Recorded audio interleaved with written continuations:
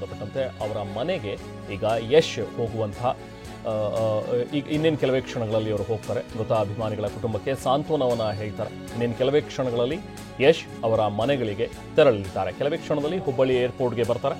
ಅಲ್ಲಿಂದ ಗದಗಕ್ಕೆ ಹೋಗಿ ಅಲ್ಲಿರುವಂತಹ ನಿನ್ನೆ ಏನು ಬಲಿಯಾದರು ಯುವಕರು, ನಿನ್ನೆ ರಾತ್ರಿ ನಡೆದಂಥ ಒಂದು ಘಟನೆ. ಇವತ್ತು ಯಶ್ ಅವರ ಬರ್ತ್ಡೇ ಇದೆ. ಸೊ ಅವರ ಬರ್ತ್ಡೇ ಪ್ರಯುಕ್ತ ಒಂದು ದೊಡ್ಡದಾದಂಥ ಒಂದು ಫ್ಲೆಕ್ಸನ್ನು ಹಾಕ್ತಾಯಿದ್ರು. ಆ ಫ್ಲೆಕ್ಸಿಗೆ ಕಬ್ಬಿಣದ ರಾಡ್ಗಳನ್ನು ಕಟ್ಟಿದ್ರು. ಯಾಕಂದರೆ ತುಂಬ ಎತ್ತರದ ಫ್ಲೆಕ್ಸ್ ಆಗಿದ್ದರಿಂದಾಗಿ ಅದು ಮರದ ರಾಡ್ಗಳನ್ನು ಕಟ್ಟಿದ್ರೆ ಅದು ತಡೆಯೋದಿಲ್ಲ ಅಂಥೇಳಿ, ಮರದ ಪಟ್ಟಿಗೆ ತಡೆಯೋದಿಲ್ಲ ಅಂಥೇಳಿ ಕಬ್ಬಿಣದ ರಾಡನ್ನು ಹಾಕಿದರು. ಅದನ್ನು ಎತ್ತಿ ಮೇಲೆ ಕಟ್ಟುವಂಥ ಸಂದರ್ಭದಲ್ಲಿ ಹೈಟೆನ್ಷನ್ ವೈರ್ಗೆ ತಗುಲಿದಂತಹ ಪರಿಣಾಮ 3 ಯುವಕರು ಸ್ಥಳದಲ್ಲೇ ಸಾವನ್ನಪ್ಪಿದ್ರು. ಹನುಮಂತ ಹರಿಜನ ಅಂಥೇಳಿ, ನವೀನ್ ಅಂಥೇಳಿ, ಮುರಳಿ ಅಂಥೇಳಿ 3 ಜನ ಪಾಪ ಯುವಕರು. 19-20 ವರ್ಷ ಪ್ರಾಯದ ಯುವಕರು ಇವರು. ಯಶ್ ಅವರ ಅಭಿಮಾನಿಗಳಾಗಿದ್ದಂಥವ್ರು. ಇವತ್ತು ಬರ್ತ್ಡೇ ನಾವು ಸೆಲೆಬ್ರೇಟ್ ಮಾಡಬೇಕು ಯಶ್ ಅವರ ಒಂದು ಬರ್ತ್ಡೇನ ಅಂಥೇಳಿ ಸಾಕಷ್ಟು ಹುಮ್ಮಸ್ಸಿನಿಂದ ನಿನ್ನೆ ಆ ಒಂದು ಫ್ಲೆಕ್ಸ್ಗಳನ್ನು, ಬ್ಯಾನರ್ಗಳನ್ನೆಲ್ಲವನ್ನೂ ಕೂಡ ಕಟ್ತಾ ಇದ್ರು. ಬಟ್ ದುರದೃಷ್ಟವಶಾತ್ 3 ಜನ ಕರೆಂಟ್ ಶಾಕ್ಗೆ ಬಲಿಯಾಗಿ ಹೋದರು. ಇನ್ನೂ 2 ಪರಿಸ್ಥಿತಿ ತುಂಬ ಚಿಂತಾಜನಕವಾಗಿದೆ. ಅವರನ್ನು ಆಸ್ಪತ್ರೆಗೆ ದಾಖಲು ಮಾಡಿ ಚಿಕಿತ್ಸೆಯನ್ನು ಕೊಡಿಸಲಾಗ್ತಾ ಇದೆ.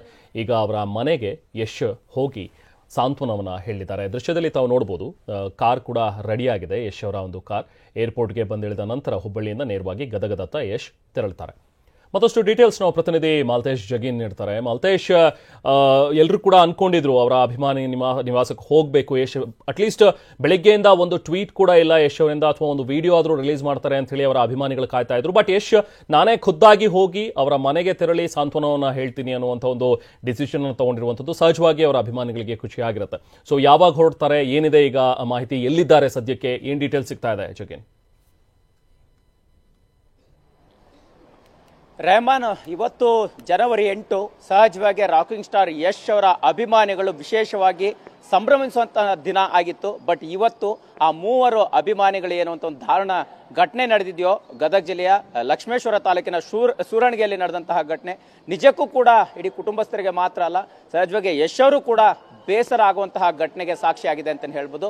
ಸೊ ಈಗಾಗಲೇ ಏನಂತಂದ್ರೆ ಪ್ರತಿ ಬಾರಿ ಕೂಡ ಇಂತಹ ಸಂದರ್ಭಗಳಲ್ಲಿ ಘಟನೆಗಳು ನಡೆದಾಗ ಸ್ಟಾರ್ಗಳು ಕೂಡ ಎಚ್ಚರಿಕೆಯನ್ನು ಕೊಡ್ತಾ ಇರ್ತಾರೆ. ಅದೇ ರೀತಿ ಯಶ್ ಅವರು ಕೂಡ 2018ರಲ್ಲಿ ಒಂದು ಘಟನೆ ನಡೆದಿತ್ತು ಹಾವೇರಿ ಜಿಲ್ಲೆಯ ಅಗಡಿ ತಾಲೂಕಿನಲ್ಲಿ ಅವರ ಅಭಿಮಾನಿಗೆ. ಸೊ 2019ರಲ್ಲಿ ಒಂದು ಘಟನೆ ನಡೆದಿತ್ತು. ಸೊ ಈ ರೀತಿಯ ಘಟನೆಗಳು ನಡೆದಾಗ ಎಚ್ಚರಿಕೆಯನ್ನು ಕೊಡೋದ್ರ ಜೊತೆಗೆ ಅವರಿಗೆ ಕೈಲಾಗಿರ್ತಕ್ಕಂಥ ಸಹಾಯವನ್ನು ಮಾಡೋದು ಮತ್ತೆ ಸಾಂತ್ವನವನ್ನು ಹೇಳುವಂತ ಕೆಲಸಕ್ಕೆ ಖುದ್ದಾಗಿ ಯಶ್ ಅವರು ಮುಂದಾಗ್ತಾ ಇದ್ದಾರೆ.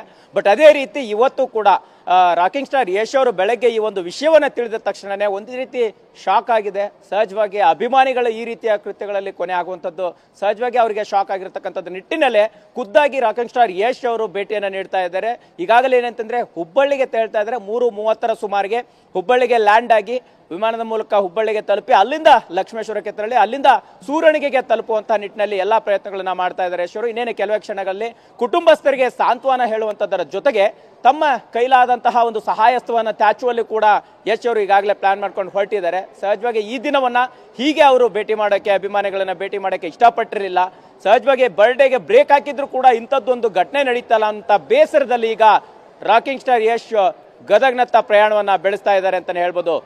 Rahman, thank you ಜಗೀನ್.